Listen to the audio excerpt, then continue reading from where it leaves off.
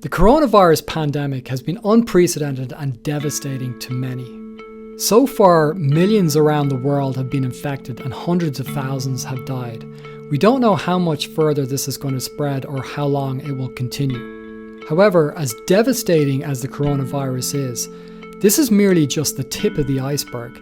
This represents a problem much greater, literally 100 times worse than the coronavirus itself. So when you look at the people that are dying from the virus, what you'll notice is that 99% of them have an underlying condition, and 88% have two serious health chronic conditions. So what are these underlying conditions, and is there anything we can do about them? The top three risk factors are hypertension, obesity, and diabetes. Now, all these come under the category of what's called our metabolic health. So metabolic health, or having metabolic syndrome, is literally the health on a cellular level.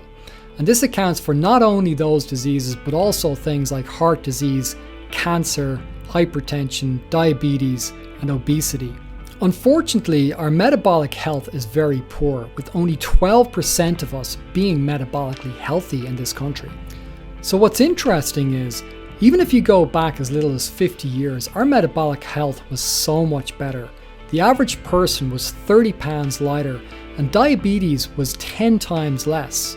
Now, we know that our metabolic health is largely impacted by the type of foods that we eat. Ultra-processed food in particular plays a huge role in our metabolic health. And unfortunately, the average person in this country consumes 70% of ultra-processed food. It's hard to get some level of perspective or context when it comes to the coronavirus because we're so caught up in it on a day-to-day basis. Now, it is absolutely a serious issue that we need to combat. So let's look at the numbers.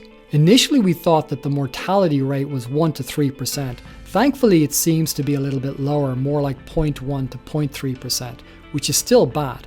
And when you look at overall mortality rates, that would land it in the top 5 things after heart disease and cancer. If we were healthy, it would be 100 times less. So you're talking about 0.001 to 0.003, or 1 to 3 people per 100,000. Now, in comparison, road accidents account for about 14 per 100,000. So you're talking about 10 times more chances of dying in a road accident than you do from the coronavirus if, and this is of course the big if, you're metabolically healthy. Our metabolic health is the biggest factor that will determine the outcome for those of us that do contract the coronavirus. The steps that we have taken to flatten the curve have had a negative impact on our health. We are exercising 50% compared to what we used to. Also, our consumption of ultra-processed food has increased, and the amount of stress that people are under as well will have a negative impact on their health. Unfortunately, we have inadvertently created the perfect storm. I just want to make this clear. I'm not criticizing the huge efforts that have been put in to slow the spread of the coronavirus.